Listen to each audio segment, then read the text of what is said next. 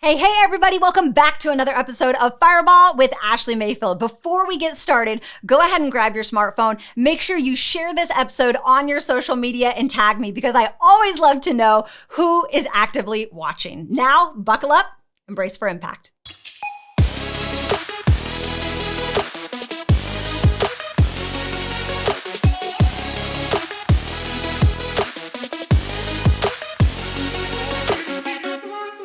Hey everybody, welcome back. And today we're going to dive in and we're going to talk about improving your leadership. I encounter hundreds of women, thousands of women that will come and leave me comments, direct message me, even in my own online business that say, I don't feel like a leader. I don't feel good enough. I don't feel worthy. I don't feel like I've done something. And maybe you're here struggling with this. So I'm going to give you the top 3 tips that I tell every single person who comes to me and says this in my own organization. And I hope this can benefit you. First, I want you to know you are a leader.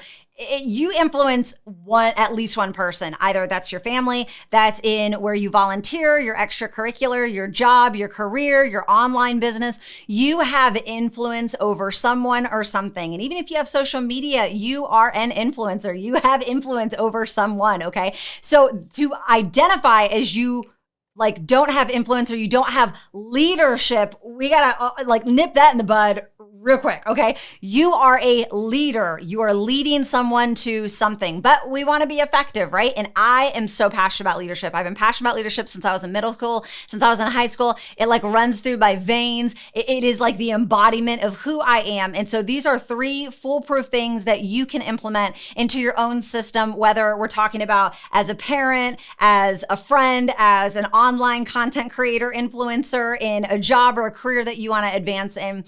3 things that you can do that are going to establish leadership. We're going to hit these real fast. Number 1 is you need to grow. Oftentimes we want to complain, but we don't want to be solution minded. So for you, leadership might not be innate. It might not be a part of who you are. That's okay. You might not be driven that way. It might be the antithesis of who you are. It still doesn't mean that you don't need to develop that part. So how are you intentional every single day? Okay, once you define it, you can defeat it. You've defined that you don't feel like a leader. So now let's defeat it. And we're going to combat that. We're going to fight power with power, right? And so that means that we're going to grow. We're going to go get some basic leadership books. We're going to Google some leadership videos. We're going to Google ways that we can improve our leadership. I don't know. We're going to become a student. We're going to ask a lot of questions. We're going to make sure that we're serving people.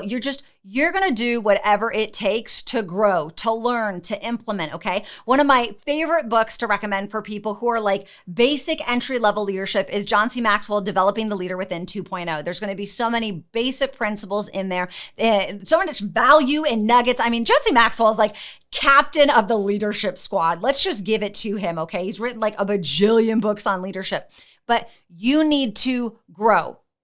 You need to grow. That is part of leadership. Being a leader means you are leading. You are from the front, means that you are growing. It doesn't mean that you're perfect. It doesn't mean you're a 10 out of 10. Release that thought. That thought is not serving you. Perfectionism is not serving you. Following a leader, being a leader that's always right, always having the answer, that's not serving you, my friend. That is not leadership. Leadership can look like we're in this together. I don't have the answer, but we're going to figure it out. Leadership can also look like I'm sorry, right? Sometimes as a leader, we have to apologize for certain things. But how are you growing? It's the one thing you have control over. So stop sitting back and just complaining that I'm not a leader, not a leader, not a leader. No, jack crap. You don't feel like a leader because you're not growing, okay? And so grow. It can look like a podcast a day, 3 podcasts a week, 15 pages of a book a day. It doesn't matter. You guys know you're going to hear me say this till I'm blue in the face, till the cows come home, till the fat lady sings. You need to personally develop yourself. You need to grow. It's the number 1 thing you have control over. And I always recommend people, what is that one area that you need to excel in? What's that one area that you need to grow in? Maybe it is your ability to negotiate. Maybe it's your ability to vision cast. Maybe you want to communicate better. Maybe you want to start being more proactive as a leader. Maybe you want to learn how to build and deepen a culture and a community within your organization or whatever it is, within your family unit, in your job, right? It doesn't matter what it is. Go do your, go be resourceful on that. Go do your research on that and grow in that area. I promise you, when you start growing, It's going to make you feel some type of way. It's going to make you feel established. The intent of growing, number one, it's going to, accentuate areas I'm already good at. It's going to call out areas I'm deficient in. It's going to give me examples, ideas, tips, and tricks that I can implement later. And so a lot of the reason I've never struggled with feeling like a leader is because I'm always growing. I'm always moving forward. A lot of my content that I bring to you guys, it's not something that I like laid awake at night thinking about. Yes, my best ideas do come in the middle of the night. Okay, I do give it that. But it's something that I've done research on, and I'm adding my own flavor. I'm adding my own spin to it, okay? But if you are not growing, you are dying. If you are not moving forward, you are moving backwards. There's no coasting. You don't just sit idle, okay? You're either progressively making motion forward and making progress forward, or you're not moving at all. And so if you are not growing right now, it makes sense to me that you don't feel like a leader because you're not developing yourself. You don't feel confident. You don't feel like you have authority to speak on something. So change that. Very simple. It can take 15 minutes a day. Stop making excuses and go change that. That's number one. Simply grow. Water your own lawn, water your own plant before you try to water others. Because if you water other people without watering yourself, you're going to feel guilt, shame, imposter syndrome, unworthy, everything in between. So stop doing that to yourself. That is a choice. And if you're not changing it, you're choosing it. So today we're going to stop choosing it and we're going to start changing it. The second thing I could tell you is just be present. I think so many times whenever we are talking about leadership, we think we have to we're responsible for helping people cross their finish lines. If I can't take credit for your success, I will not take credit for your failure. Okay. So that's number one. A lot of times people want to blame the leader, which yes, strong leaders help make strong organizations. Strong leaders can create strong teams. Everything does rise and fall on leadership. But at the end of the day, I can be leading successfully and with my whole heart, and someone can still choose to recreate the wheel or to go their own path. That is not on me. That is on them. That is their choice. You can parent your kids all day long. I don't know, don't smoke, don't smoke, don't smoke. And when they get 18 and they can do what they want to do outside of your house, if they choose to smoke, that is not a reflection of you. You did not teach them to go and do that. In fact, you taught them the opposite of that, okay?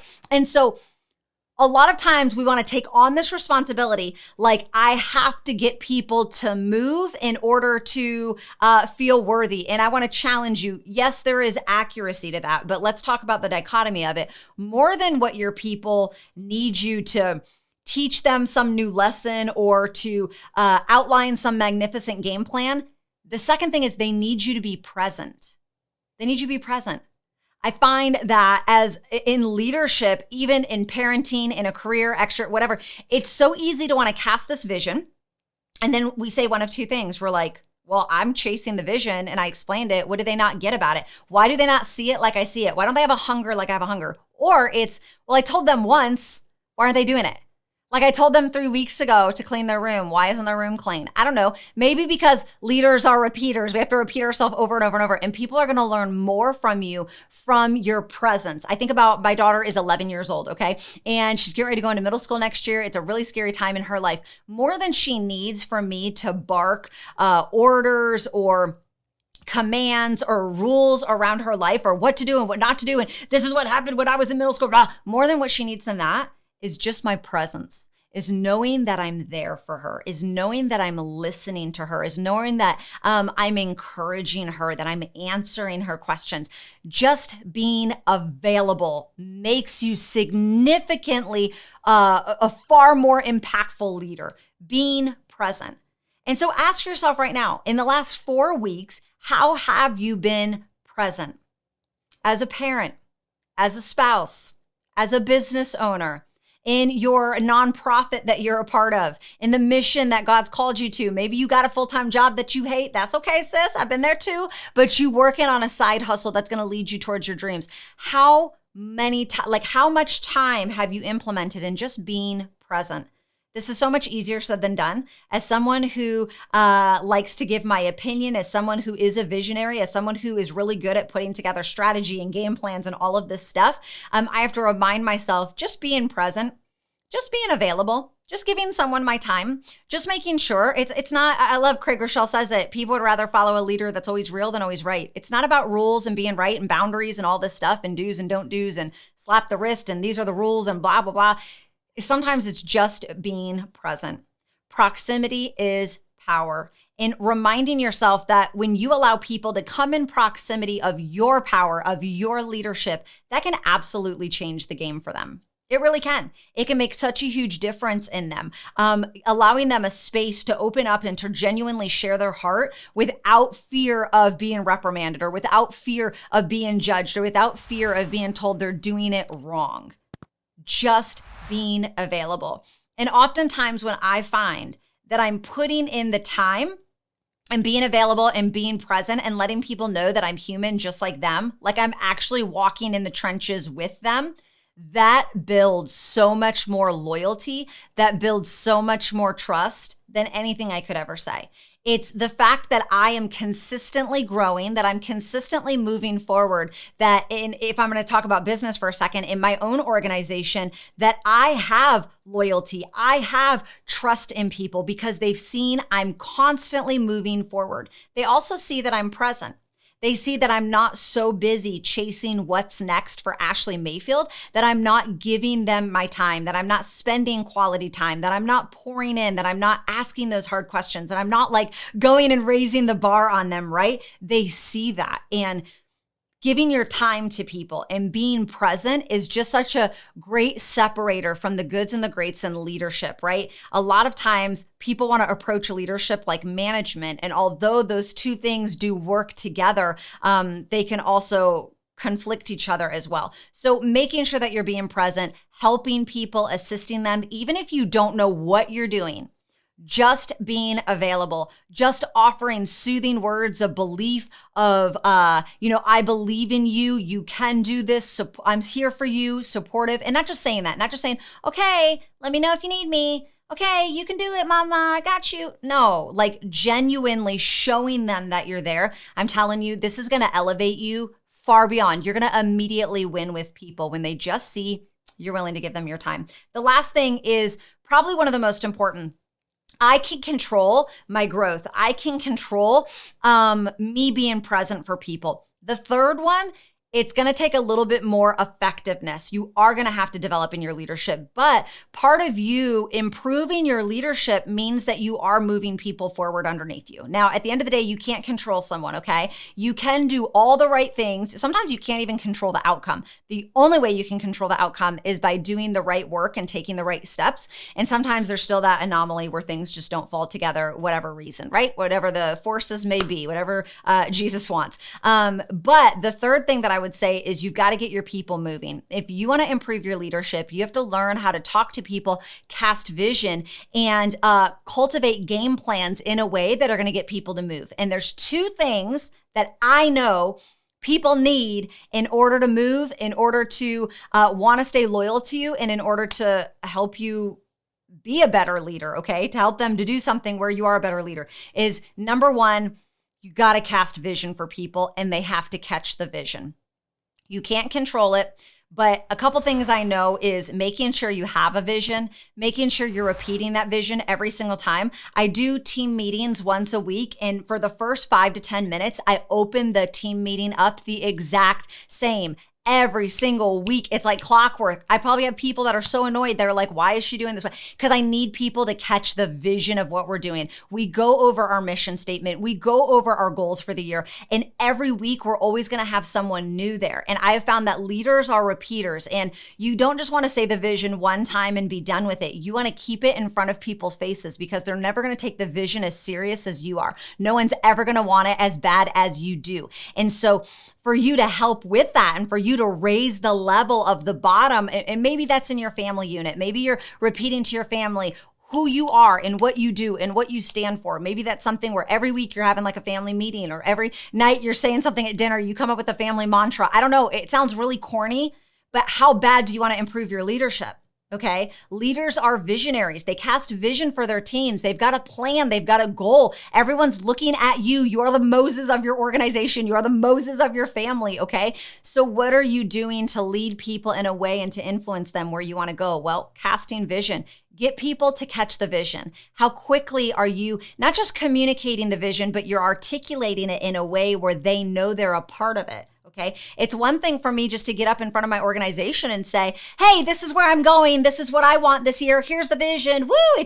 No, this is what we're doing. You are a part of this. Who wants to help take us there? Who wants to be the next person to cut up a credit card? Who wants to be the next person to come home to their babies? You are a part of this vision. I believe in you. I can't do this without you. We're doing this together, sis. Okay. It's when you can communicate in a way where people adopt your vision as their own. And you've got to communicate. You got to get people in the fire. Whatever, like what fire are you creating as a leader? For me, it's our weekly meetings. It's like if you have a new person and you don't get them to our weekly meetings, you're not a team player. Like that, I take it that serious as a leader. I'm like, this is like the bread and butter. Every single new person's got to be on every single week because it's just a matter of time before they catch the vision. And when they catch the vision, it's going to allow them to win. And that is only going to like rinse and repeat, making you feel like a qualified leader, a good leader, and everything. So I said this third point was a two-parter. The first part is you've got to get people to see the vision. The second part is you've got to get people to get a win. People need a win and they need a quick win, okay? And sometimes you can't control that. Maybe it's, again, your kids, it's something, I don't know, but they need to feel a part of that vision and they need to play a role in it. So how can you empower someone? If you want to see your point one and point two, your growth and your presence in action, how quickly can you empower someone? How quickly can you encourage someone to step up and lead something, take some responsibility? How quickly can you have your kids do some chores? Hey, Mayfields, we work hard around here, okay? We're hard workers and we're a team. And so that means, sis, you doing the dishes tonight. Like, I know that sounds really corny, but if you're wanting to improve your leadership, you got to get some people, like get in some skin in the game. You can't just hoard leadership and make it be this like us four and no more club where because you have a title or because you've reached a certain thing or you're doing a certain thing. Yes, I do believe if you're going to give people a platform, they got to be meeting some certain criteria. That's not what I'm talking about. But I'm talking about if you really want to like build some momentum of your leadership and what it is that you're doing, how are you getting people to see the vision and getting a win in that vision? How are you empowering them? How are you inviting them to take a walk with you? I know this message is super short, but I'm telling you in my online business, these are 3 things that I tell my girls every single freaking time that they ask me or they say, I don't feel like a leader. I'm like, oh, clockwork, write these things down. Number 1, you're not growing. I already know that. If you tell me you don't feel like a leader or you don't think you're worthy of leadership, I immediately know you're not growing. Because if you are growing, you would not think that and you would not say that about yourself. Now, you could be doing all the right things, but it's not clicking, right? You got to find a way to make it click. So I immediately know you're not doing that. I know that you're not spending enough time with your people because if you spent time with your people, you would know their need because the more I'm in your presence, eventually you're going to crack. Eventually you're going to open up and I am going to have a foolproof plan on how to serve you. If you would just shut up and spend time with them and not talk and not try to be this leader that's always saying something, they're eventually going to tell you what their need is and you're going to be able to meet their need. But then the third point, get them to see the vision, get them to have a win in the vision. And I'm telling you, your little leadership tank is just going to increase. You're going to start feeling better about yourself and you're going to start believing in yourself more. And isn't that the point of like leadership is that we want to believe in ourselves so much that we consistently grow. And the 3 people we lead become 6, become 12, become 30, become 100 because, amen, I love God's calculator. 2 + 2 does not equal 4. He knows that compound effect, okay? And so you are worthy of leadership. You are a good leader. You're just not taking action or you're not taking the right action. So I want to challenge you. Implement these 3 things. Maybe you come up with 3 different criteria, 3 different things for your parenting, for your job, for your health, for your finance. I don't know what it is, but you are enough. It's not that you can't do it and it's not that you suck at it. Your system is off. Your system sucks. We just got to get you a new one. So I hope you implement this. Tag me with your takeaways. I can't wait to hear them. And as always, I believe in you. You're worthy. You can do it. Until next time, talk to you guys soon.